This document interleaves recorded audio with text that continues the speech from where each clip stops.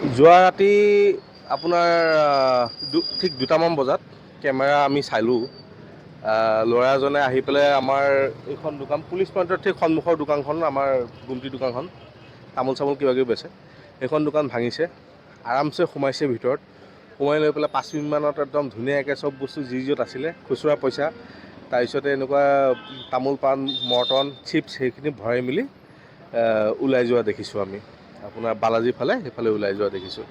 এতিয়া কথাটো হ'ল টাউনৰ মাজমজিয়াত, একেবাৰে মাজমজিয়াত আপোনাৰ য'ত পেট্ৰলিং এনি টাইম থাকিব লাগে, সেই পেট্ৰলিঙৰ মাজতে এনেকুৱা এটা চুৰিকাণ্ড হৈ গৈছে। অকল এইখন দোকানেই নহয়, আৰু 2খন দোকান আপোনাৰ চুৰি হৈছে। তো এই বস্তুটো বহুত মানে কি ক'ম, খুব ডেঞ্জাৰাছ এটা ছিটুৱেশ্যন এটা হৈছে, সংকটজনক হৈছে বস্তুটো।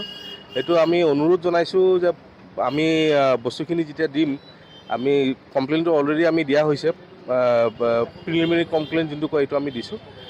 ভিডিঅ' ফুটেজ চুটেজ চাই পেলাই চোৰজনক ধৰক, ধৰি লৈ পেলাই উচিত শাস্তি দিয়ক, আৰু আগলৈ যেন এনেকুৱা ধৰণৰ চুৰি কাণ্ড নহয়। কাৰণ কি এতিয়া মাৰ্কেটৰ কণ্ডিশ্যন বহুত বেয়া, মানুহখিনি পেটে ভাতে যেনে তেনে খাই জীয়াই আছে। তাৰ মাজত যদি এনেকুৱা এটা চুৰি কাণ্ড হয়, তো একেবাৰে কমৰ ভাঙি যোৱা নিচিনা অৱস্থা হৈছে।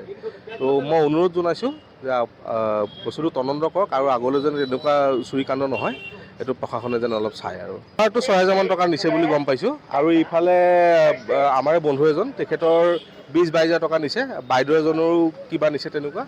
মোটামুটি 50,000 টকা বস্তু কালি ৰাতি অলপ হেৰি হৈছে।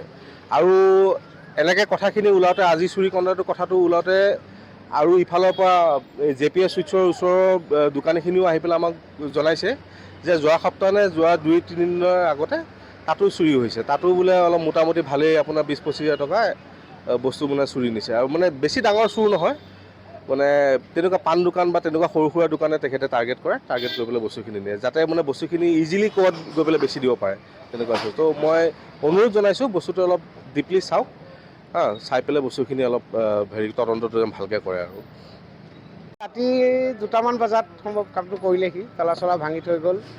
আৰু এইকেইদিন হৈয়ে আছে, সম্ভৱ 4-5খন দোকান একেলগে হ'লে ৰাতিপুৱা আহি চাওঁ তালা খোলা দোকানৰ, টিউব চিউব জ্বলাই লৈছেহি। টিউব চিউব জ্বলাই লৈ কেছ টকা অলপ আছিল মোৰ, 8,000মান টকা, আৰু প্লাছ আপোনাৰ মাল চাল অলপ লৈ গৈছে, ইটো সিটো লৈ গ'ল। আৰু তাপ খুলি ৰাতিপুৱা আহি চাওঁ দোকান তালা খোলা ছিলোঁ। তাত ক'লে কি হেৰি অলপ দেৰিকৈ আহা, তোমালোকে 10টামান বজাত আহা বুলি কৈছে পুলিচে। মানুহ অহা নাই, কোনো নাই থানাত। টকা মানে মোৰ 20,000মান টকা বস্তু লৈ গ'ল। আৰু 20,000মান টকা বস্তু হৈছে, 1, 2, 3খনমান হৈছে আজি হৈ আছে। তাৰ আগতে 3-4খন একেলগে হৈছে, তাৰপিছত তাৰ আগদিনাখনো হৈছে, তাৰপিছত আজি হৈছে মোৰখন, আৰু মোৰ লগৰখন হৈছে, আৰু আপোনাৰ মেইন পুলিচ পইণ্টত এখন হৈছে। সেইখিনি হৈছে। আৰু তাৰ যোগাযোগ কৰা নাছিলোঁ, যোগাযোগ অকণমান টকা নিছে আৰু বাচন বৰ্তন লগত লৈ গৈছে। যেনে নহওক চলি আছোঁ আমি।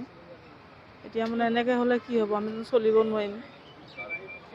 সেইটোৱে আৰু চুৰ হৈছে, 3-4 দিনমানৰ আগত চুৰ হৈছে। সেইটোকে মানে অনুৰোধ কৰিছোঁ, এনেকৈ চুৰ হ'লে কি হ'ব। আৰু আমি এনেকৈ দুখীয়া মানুহ যেনে নহওক চলি আছোঁ। বজাৰ তলা চলা ভাঙিয়ে লৈ গৈছে, মানে পইচা পাতি অলপ নিলে, বাচন বৰ্তনো নিছে, সেইখিনি আৰু